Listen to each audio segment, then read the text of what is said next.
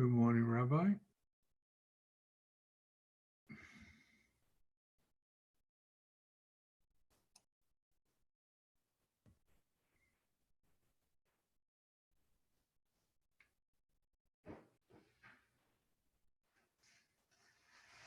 Good morning, Harvey.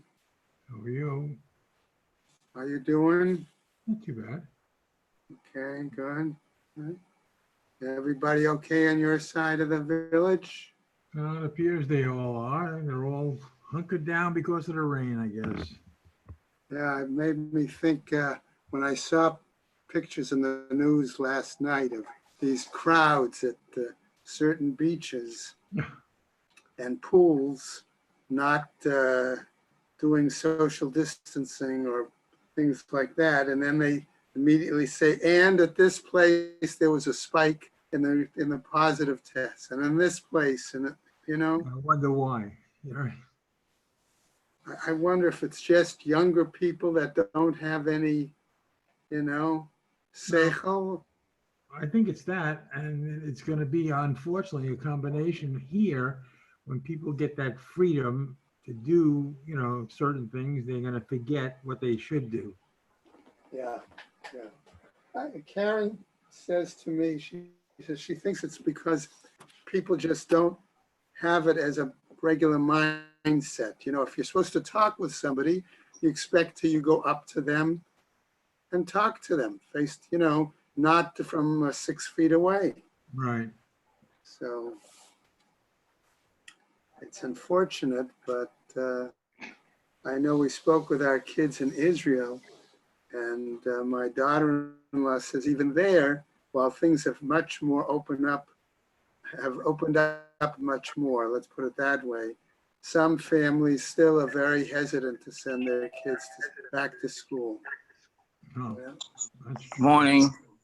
Good morning. Morning.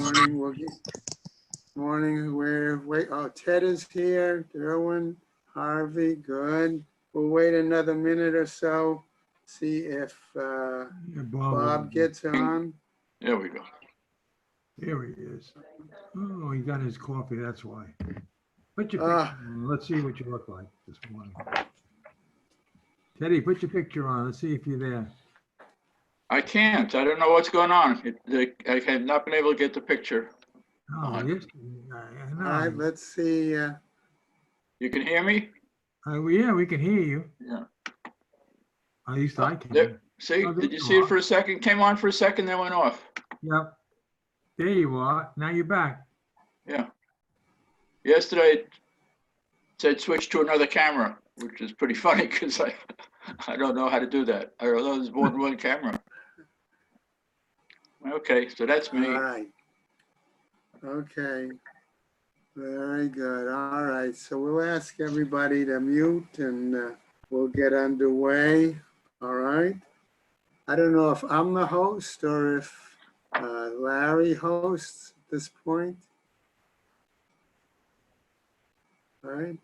Ted, if you'll mute your mic. Okay. All right. Okay, so I'm trying to figure, good morning. I'm trying to figure out where is the best place to start. Okay, actually we got up to the previous Amud, which to the bottom of the Amud then raised the question of ink. How much ink was necessary to make somebody carrying the ink out. And over Shabbos, Chaim Rees said to me, they give all these liquids. Don't you need a container, a utensil? So just carrying the utensil, wouldn't that make the person over? Okay, and not the amount, because you wouldn't carry ink in your hand, or you wouldn't carry milk in your hand. I said, the only one that I could think of maybe that did not have a utensil would be the honey. Because if somebody carried out a honeycomb, okay, in that case. So it had to mean some sort of transferring from that item from one domain to another. Okay, so as I said, we dealt with that reference to the ink. Okay, and where are we starting? Okay, we are, okay. Okay, so I need to get something. I'll be right back, okay?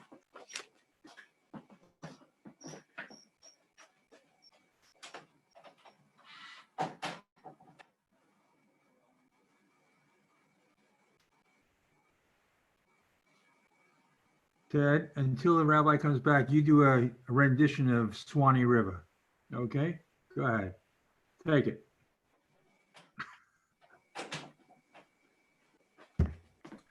Well, now that you have your picture on there, now we can see you singing it. Okay, Oh, forget all it. right. All right, bye-bye. Okay, so today we are on pay, right? 80. Okay, and that's where we're going to, so Diok Kadei Lechtov was at the very bottom of 79b. Okay, and now we pick up on pay. Okay, the question again of how much ink. Tana, says the Braita, right? Shtei otiot biyado. Okay, so the Gemara says 2 letters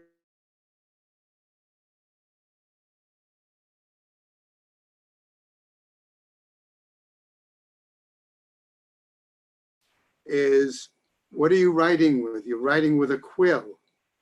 So the quill tends to absorb a certain amount of the ink as well. So you'd have an ink pot, okay, or an item, let's say we'll call it for the moment a container that scribes would use that had a built-in place for the ink and then a hollowed out area where they would keep their quills. But taking the quill, dipping it in, it would still hold or retain some of the ink. So that's what we're ultimately going to get a discussion on. So Tana says the Braita, okay, Shtei otiot, 2 letters, bidio, with regard to ink or dried ink. Shtei otiot, bekulmus, or 2 letters, okay, writing 2 letters on using the quill. Shtei otiot, bekal myrin, okay, or the equivalent amount of ink in the ink stand or the ink well to be able to write 2 letters. All of that would be an amount of ink sufficient enough to say the person is over. Okay. By Rava, and so Rava asks the following question in this regard. Okay. Ot echad b'dio, v'ot echad b'kulmus. If there's enough ink in the, let's say, inkwell, and enough for writing 1 letter, and enough ink on the quill to write 1 letter. Ot echad b'kal marin, or enough ink in the inkwell on the pot, right? Mahu, what's the situation? Teku. There is no final answer. Okay. All right. Going on now. What do we have? Further discussion as follows. Okay. Amar Rava, says Rava Hotzi Shtei Otiot, V'katvan Kashahu Mahalech. Let's say that he took out enough ink to write 2 letters, and he did it while he is walking. Okay. Right. What happens? Okay. Right. Chayav, says Rava, he would be over on the transgression of transmitting the ink from one domain to another. kativatan zohi hanachatan. Okay, you may have argued and say no, only when it actually gets put into that domain, that hanacha, okay, is that actual transfer, and therefore makes the person required, obligated? No, says the Gemara. The actual putting down in writing is the equivalent of putting an object down in the new domain. Okay? Continuing then, V'amar Rabba, says Rabba, si od echad v'katva. Okay, let's say he took enough ink out and wrote down one letter. V'chazar v'hotzi od echad v'katva. Went back, took enough ink again to write one letter and wrote that. Patur, he's exempt. Ma'itama. What's the reasoning? Okay, in this case, so the Gemara says, Ba'itna da afka lebrataita. At the time that he brought out the second or the latter one, chaser le l'shiura de kamaita, that there will be missing or lacking the measurement of the first. Okay, so in other words, that first letter, either the ink already dried, or maybe the part of the ink did not get absorbed, okay, into the parchment or whatever. And so you don't have the actual equivalent of writing two letters in a sense at the same time. Now, Va'amar Rava. So Rava now suggests as follows. Hotzi chatzi grogeret echat v'hinicha. If remember that the minimum shiur is a full dried fig bulk. So now what did he do? He takes out half a dried fig and puts it down. V'chazar v'hotzi chatzi grogeret. Goes back and then takes out another half dried fig and puts it down. Right? V'henich, right? Rishona ne'aseh kamisha kalta kelev o shnisrafa upatur. Okay?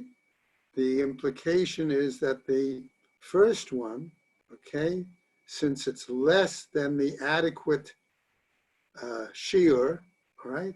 It's as if maybe it was grabbed up by a dog or it got burnt in fire. So in other words, it's as if it's not even there because it didn't reach the minimum shiur because it was only half a bulk, a fig bulk, right? Va'amai, and why is that the case? Says the Gemara, ha mancha. What do you mean? Here, nevertheless, it's lying there, it's sitting there. Hachikama. This is what Rava really means to say.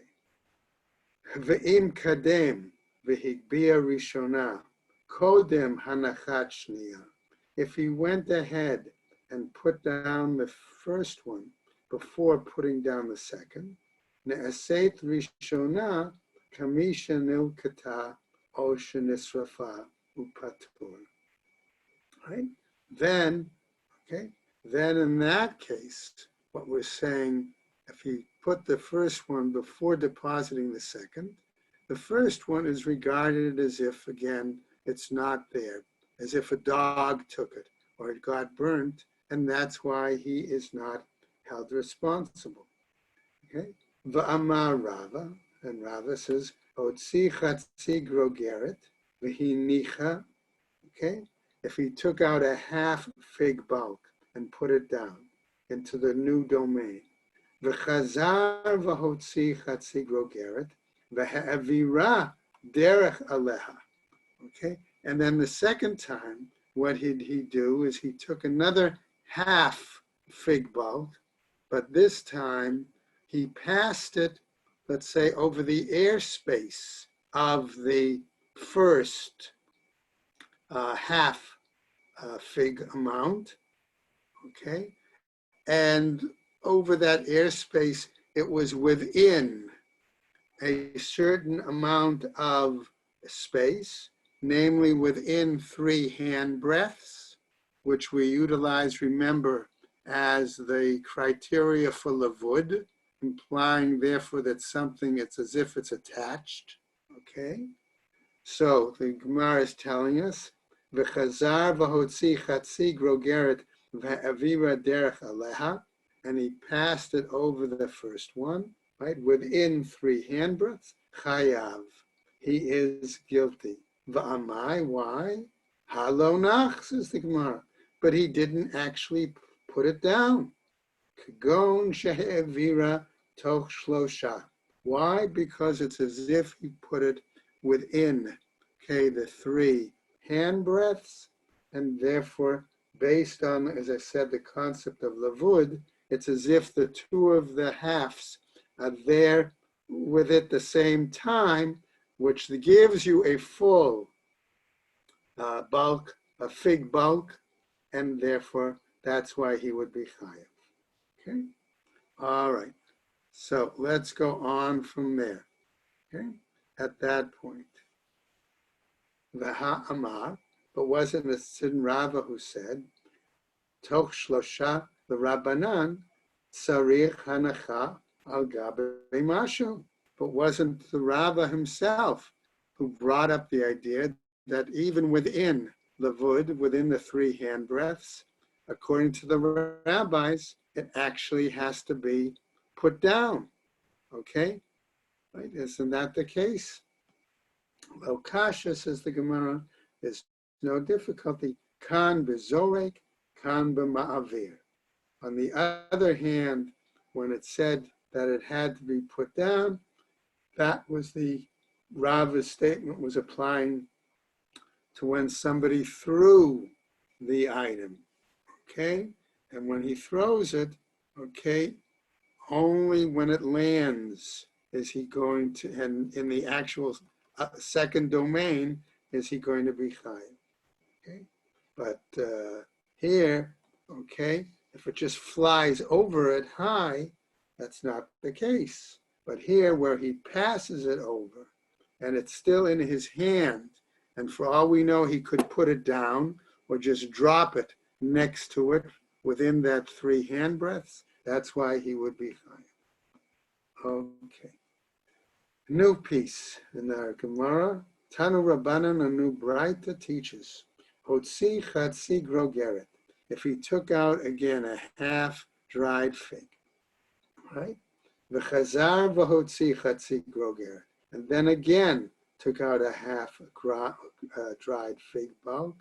Be'elem echad. And he did this all in one state of unawareness. Chayav. He would be held responsible. B'shtei ha'alamot. But if he did it in 2 separate states of unawareness, patur, he would be exempt. Rabbi Yossi says as follows, Omer, Be'elem echad, l'reshut echad. Rabbi Yossi may not be challenging, but clarifying. He says, and when it's in one state of awareness, when it's into the same, okay, ground, the same domain, that's when he is guilty. The shtei reshuyot, but if it's in 2 different ones, okay, but let's say he went from the same domain to another similar domain, from, say, public through a Carmelite to another public domain, there, okay, he would be patur. Okay. Amar Rava, v'hu sheyesh chiyuv chatat beinehem. And Rava clarifies, okay, providing that there is a domain between them that would require a sin offering. Okay. Aval Carmelite, as our example, if he went through from one public domain through a Carmelite to another public domain, lo, he would not then be held responsible. Abayamar, afilu Carmelite, okay, even okay, if you go through a Carmelite. Aval Pisla, lo, but not, he says, on a board. Okay, and what do we mean by that?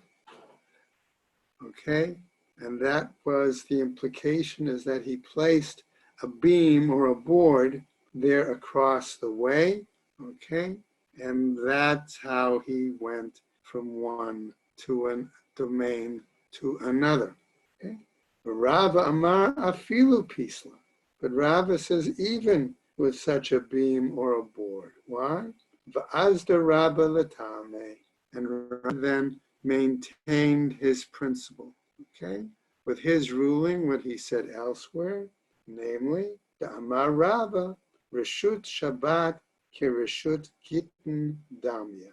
Okay, namely that the area, okay, in respect to Shabbat is the same regarding domains and regarding to divorce. Okay, and remember we learned at one point that okay, that even though it could be a board might make us think that it is a separate domain. We said if the get was tossed into the domain of the person, it's as if she has accepted it, doesn't have to be put in her hand. That's Rava's position here as well. Okay, we get to a new item, okay, from our Mishnah. Okay, kechol kadei lekachol ayin echad. Okay, so we said we're now talking about an eye ointment. Okay, enough to put on a single eye. Okay? So the Gemara picks up and says, asks as a question. Okay, ayin echad, halo kachle, a single eye. Is it possible that one puts ointment or a blue eyeshadow, some would explain it, on one eye? Amar Rav Huna. Okay, says Rav Huna the following, right? Shekain tznuot, that the very modest women, these are some women who back then also wore a veil, kochlot ayin echad, that they only put the eyeshadow or eye makeup on a single eye, one eye that is seen through the or over the veil, right? Meitive, but this is challenged then by the following. Rabbi Shimon ben Elazar Omer, Kechol im lerefuah, putting this ointment, this blue stuff on the eye, if it's done for the purpose of medicine, kadei lekachol ayin echad. Okay, if it's done, it may be done for a single eye, right? Im lekeshet, right? Im lekeshet, if it's done for adornment, shnei einayim, for then it's done for two eyes. Okay? Tirgama, Hillel bereid the Rab Shmuel bar Nachmani, and Hillel, the son of Rab Shmuel bar Nachmani, explained it, okay, as follows. Kitanya, hahu be'ironayot. That dealt with the difference between young women in small towns and villages versus those in the big cities. Because those in the small towns don't necessarily go with their faces covered. Okay? So that's how he explained it. Okay, next item, again from our Mishnah, nekev katan. We said that was enough wax to put over a small hole. Okay, Tana kadeli tain al pi nekev katan shel yayin. Says it was enough to put over a small hole, okay, in a cask or in a jug of wine to be able to ensure that it is closed. Okay, usually, by the way, it was made, okay, for, otherwise they would use oil or honey to close the hole. Okay? Next, devek kedei litain b'rosh hashifshef. Okay. In other words, now another example. This is a kind of glue or paste in order to put it on the. Let's call it I want to say it's a utensil, a pot that is used to smelt gold, okay? And the glue is smeared on it, okay, to the hole when the artisan doesn't put his bellows in to heat up the gold, right? Tana kadeli tain barosh shifshev. Okay, so one answer, says the Breita, is that it's enough to put on the top of the utensil.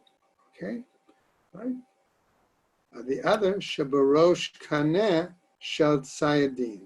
Another possibility is enough cement or glue to put on the top of a branch or the top of a board.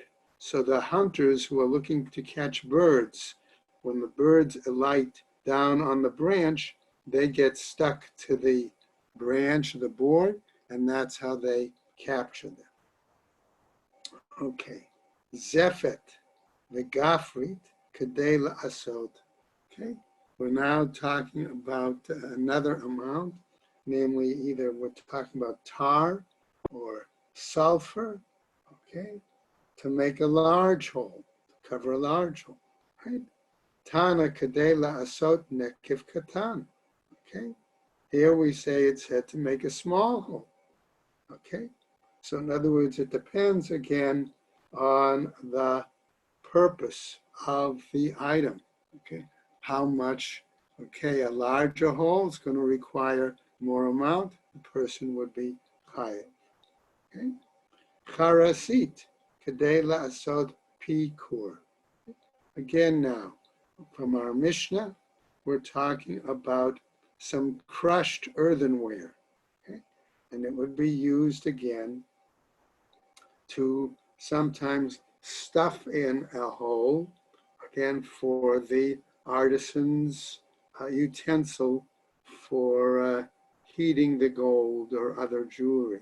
Okay, La Memra, the Shiura, the Rabbi Yehuda, Nafish.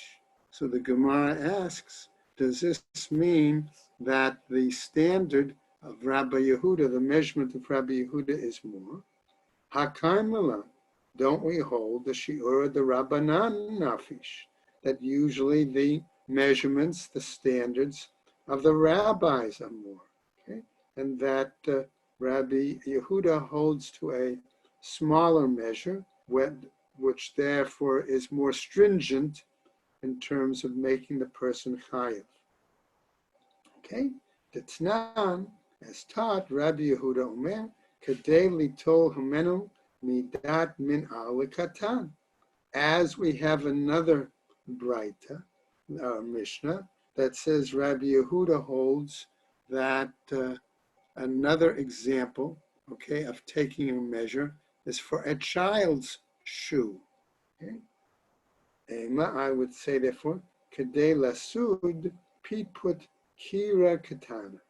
Okay? And so, therefore, I might say that how much plaster are we talking about here, of using the crushed earthenware? Enough to be able to fix the leg, the small leg of a stove, a small stove that is usually made with 3 legs, okay, to attach one. Okay, let's go on now. Back to our Mishnah. Subin, bran, kedei litain al pikur shel tzorfei zahav. Again, enough bran, in other words, to put on the mouth of the bellows for the gold refiner's utensil.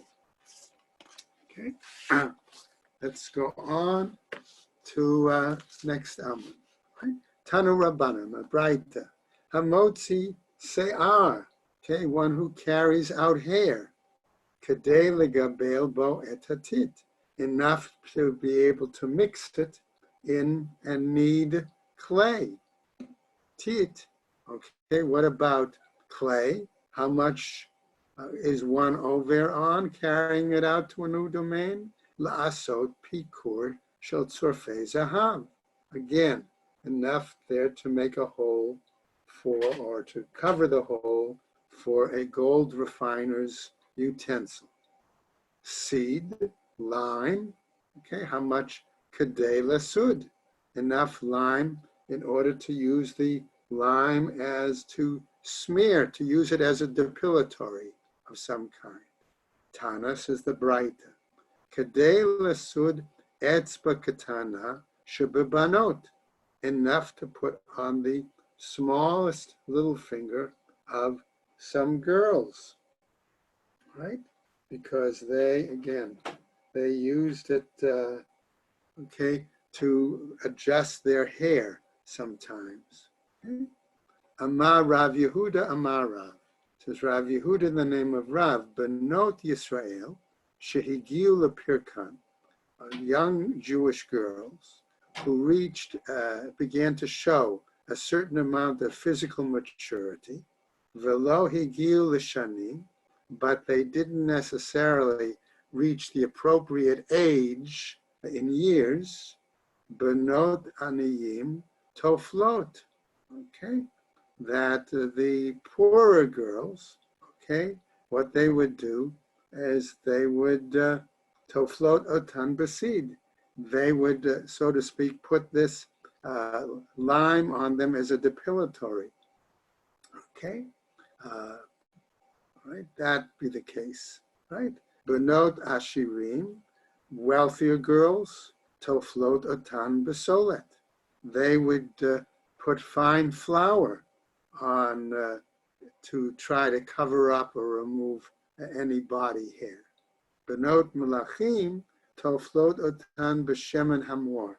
And the princesses, they would put on their myrrh, okay, a myrrh oil. Others want to say a kind of cinnamon to remove or to cover the hair. Okay? Shnei Amar, as it says, Shisha Chodashim B'Shemen Hamor, citing that phrase from Esther. Okay, Mai Shemen Hamor. What do we mean by myrrh oil? Havhuna Barchia Amar. Okay, what did he say it was? Satechet. Okay, it's a kind of smoothing the skin. Okay, right? Rav Yirmiyah Bar Abba Amar Shemen Zayat. Okay, Shalo Hivia Shlish.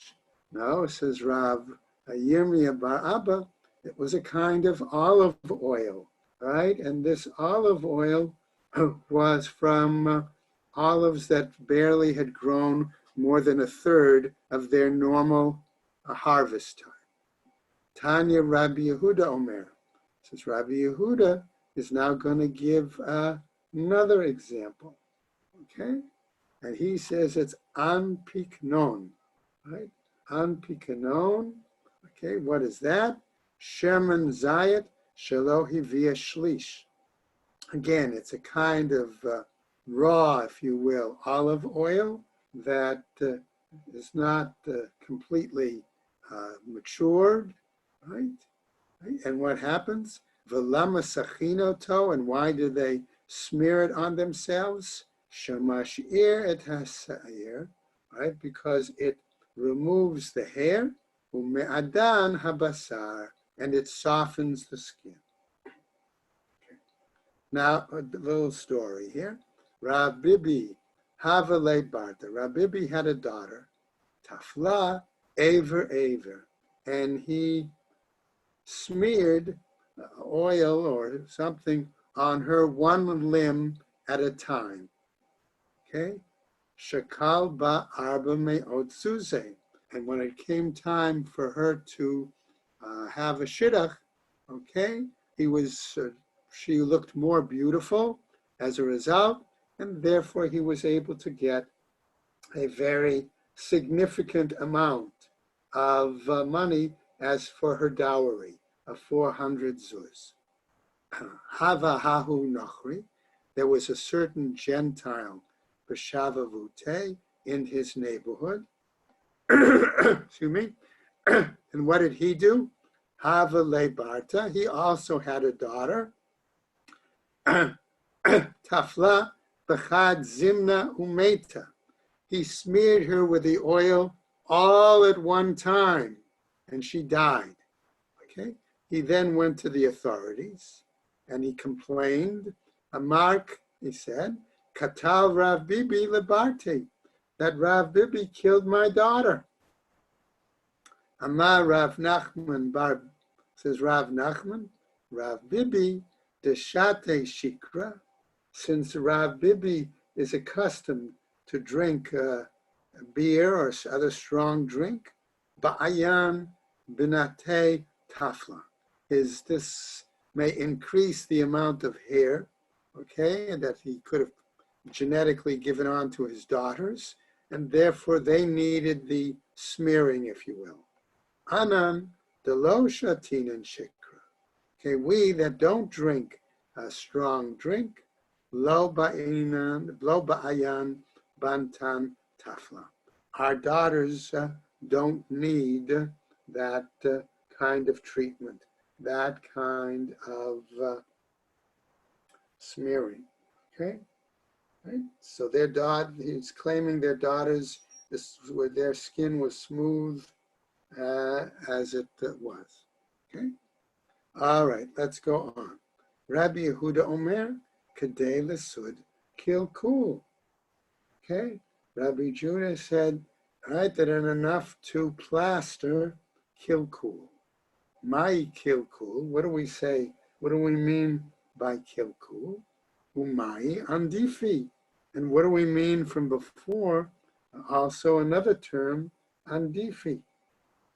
Amar Rav Tzida, he says Rav, Amar Rav, okay, says Tzida, Ubat Tzida, okay. It is the temple and below the temple, okay, and what we would call probably the upper forehead, okay, and the lower forehead, right, closer between the eyes versus, let's say, between the eyebrows versus, let's say, the hairline. Okay, let's give that example. La memra de shiur de Rabbi Yehuda nafish. Does this again seem to imply that the measure of Rabbi Yehuda is the greater one? Hakaimalan de shiur de Rabbanan nafish. But we hold that the measurement of the rabbis is greater. Okay, right? Zuta mi Rabbanan. It's got to be less than the rabbis. V'nafish mi the Rabbi Nehemiah. But Rabbi Yehuda's is less than the rabbis, but it's more than that of Rabbi Nehemiah. Okay. Meitive. Now we'll challenge this with the following. Right? Amar Rabbi, says Rabbi, Nir'in divrei Rabbi Yehuda bechavut. Okay, that Rabbi Yehuda's view seems appropriate when we're talking about chavut, dissolved or loose line. V'divrei Rabbi Nehemiah v'beitzat, and Rabbi Nehemiah's view when we're talking about a thick lime or a more chalky lime. Okay, so what are we saying here? Hasid ve'i salkada'atcha tzida. Okay, hasid. In other words, if we're talking about this line, and if you're talking about the temple, the upper forehead, ubat tzida, and the lower forehead, right? Idi ve'idi chavut. Okay, and this one, wouldn't be more apt to use a dissolved line, right? Ela Amar Rabbi Yitzchak, says Rabbi Yitzchak, Amre Debe Rabbi Yami, they said in the Academy of Rabbi Ami the following, A Andifa. Okay, what are we talking about?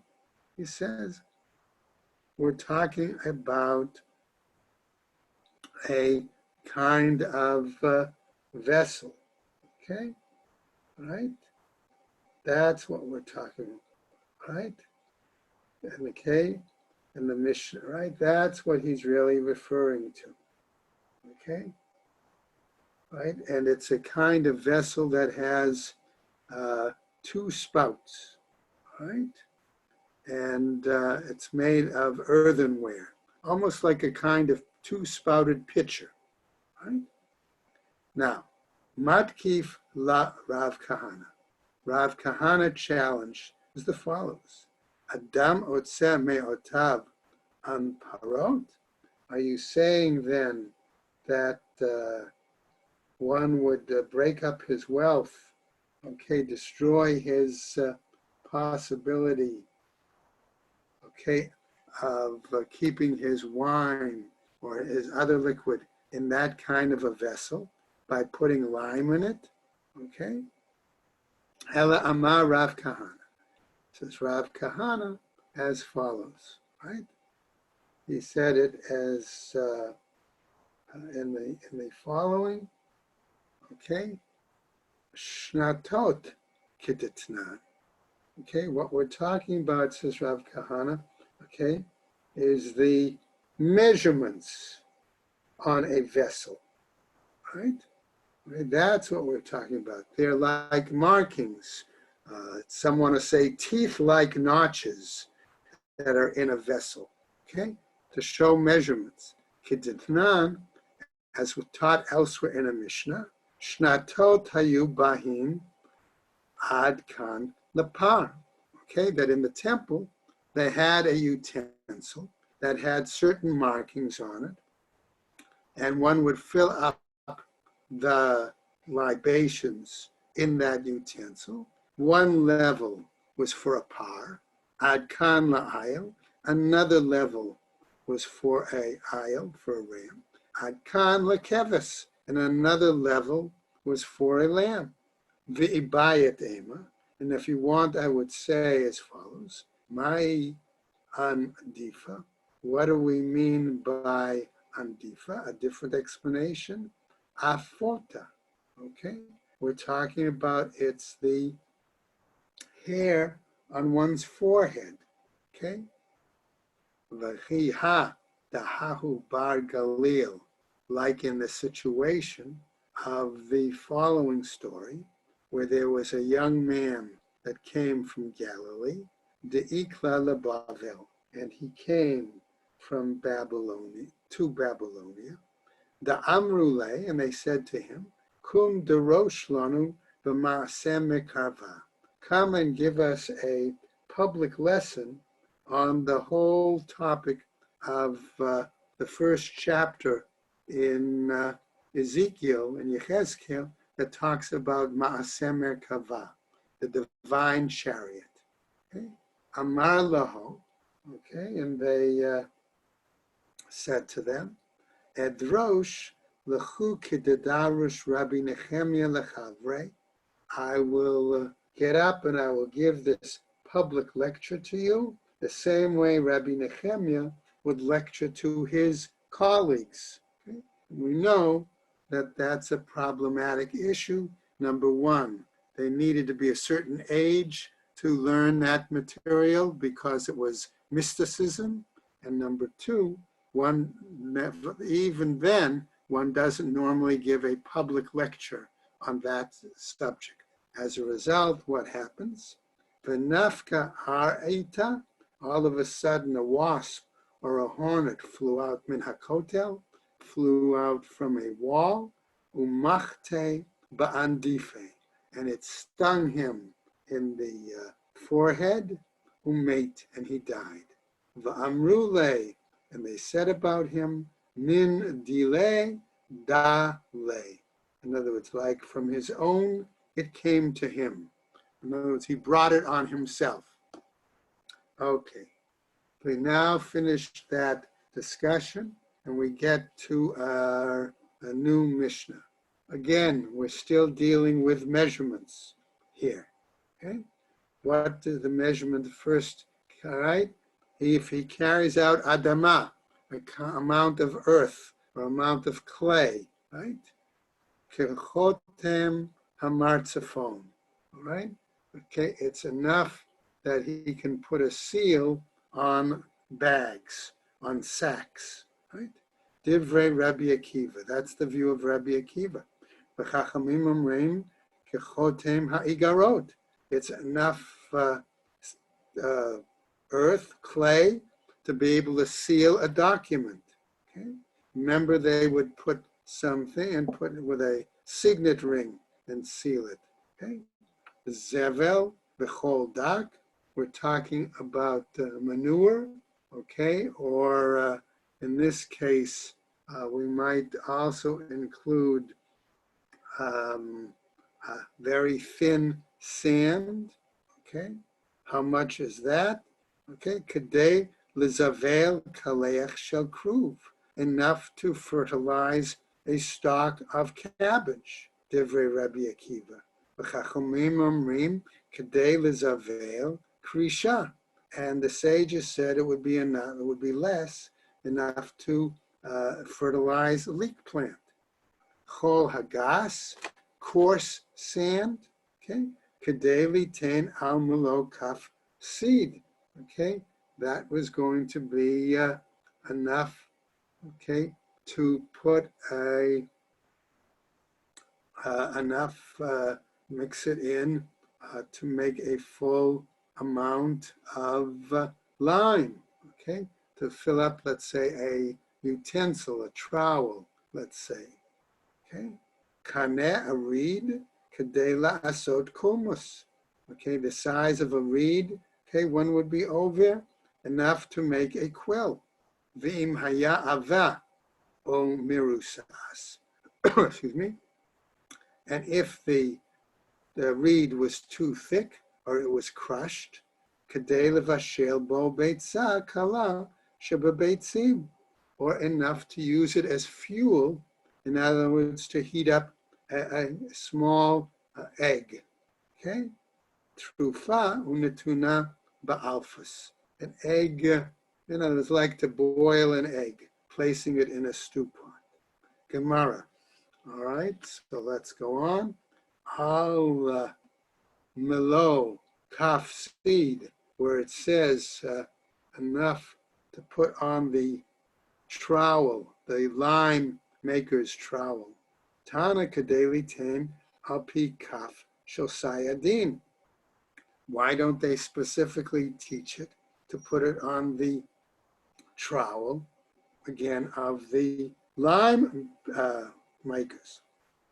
So the Gemara says, man tana dechol ma'alele seed. Okay, doesn't, is it that is the Tana, right, that says that the putting sand in improves the quality of the lime, of the plaster. Amar Rav Chisda, Rabbi Yehuda, it's Rabbi Yehuda. The Tanya lo yisod adam et beito b'seed, that a person should not plaster his house with lime, ela im kain irev bo teven ochol, unless he mixes in with it some straw or some sand, because this then darkens the lime, and so the darker shade is appropriate as a way of showing as a sign of mourning in terms of the destruction of the temple in the house, vis-a-vis the house. Okay? Rabbi Yehuda Omer, Teven Mutar. Rabbi Yehuda says the straw is permitted. Chol asur mipnei shahu tarchasud. Okay? Why? He says that while straw is permitted, the sand is forbidden, because that's going to make it more like a stronger cement, okay, and whiter in color. Okay, Rava Amar says, Rava Afilu tema rabbanan. You can even say this applies to the rabbis. Why? Kilkulo zehu tikuno. Because in a sense, that we said doing something that makes it deteriorates the quality is acceptable. And so therefore, by deteriorating the quality of the lime, it's nevertheless an acceptable act, right? Let's go on. Kaneh kedei la'asot kulmus. Okay, we said a reed enough to make it into a quill. Tana kulmus hamagia lekishrei etzba'otav. What's the length of the quill? Till it gets to his joints on his small finger. Okay, so if we go from the thumb, either we're talking to the bottom of the lowest joint across a handbreadth, or are we talking from the thumb to the, so to speak, middle joint in the little thumb? That's what we're talking about, right? Ba'i Rav Ashi, says Rav Ashi, Kesher Elyon. He says we're talking about the upper joint. Oh, Kesher Hatachton. Or are we talking about the lower joint? Teku. We don't have an answer. Ve'im haya avabo, v'chule, if it was a thick tana, okay, we teach trufa. We were talking about b'shemen, v'netuna ba'alfis. Okay, we're talking about the egg being beaten in oil and then being put into a stew pot of some kind. Amar le Mar Bere de Ravina, the Bere Rav Mar, the son of Ravina, said to his son, Ma'i shmialach beit zakala. So he asked him, what do you think is meant by a light egg? Okay, Mahi, what is it? Amar le, ki bi'ata de tziltzala. It's the egg of a turtle dove. Mai tama, what's the reasoning? Mishum de zutra, because it's smaller. So he says to him, Ema de tzif parta. What about the egg of a sparrow? Wouldn't that even be smaller? Ishti, he was silent. Amar le, okay, he said to him, Mide shemi'alach baha. Who was it that taught you that? Amar le, he said, Hachi amar Rav Sheshet. This is what Rav Sheshet said. Beitzat tanagolet. It's a hen's egg. Umay karula beitzat kala. And why did they call it a light egg or a smaller egg? Shi'uro chachamim ein lecha beitzat kala levashel yoter mi beitzat tanagolet. Why? Because the sages basically estimated that you have no egg that is quicker to cook than that of a hen's egg. Umayshna. Okay, and so what's the difference here? Okay, why the difference? Kol shiurei Shabbat kigogeret. Most of the measurements for foodstuffs with regards, okay, and here too regarding egg on Shabbat, shouldn't it be in the bulk of a fig, right? Mahacha kabetza. And here we say it's that of the size of an egg. Amarle, he answered him, Hachi Amar Rav Nachman. This is what Rav Nachman said, Kegro Geret mi beitza kala. Namely that the size of a dried fig, okay, that is the size of what this small or lighter egg is. And we're going to stop there, and tomorrow we'll pick up on next Amud. They happen to be long Amud, so it's hard to go through more material. Okay, so we'll pick that up tomorrow for Pei Aleph. Okay. Have a good day. Thank you very much. Have a good Everybody, day. take care. Well, Right. Harvey, have a Thank you, good Rabbi. day. You Take too. care. Erwin, Teddy, everyone Good be day. well. Everybody stay well. Have a good day. Have a good day.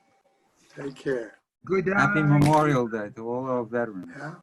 Don't go out in the rain. You're a veteran, right, Harvey? Yeah. What can I tell you? A veteran of the big one. Yeah. Bye-bye. Bye-bye. Take care. See you later.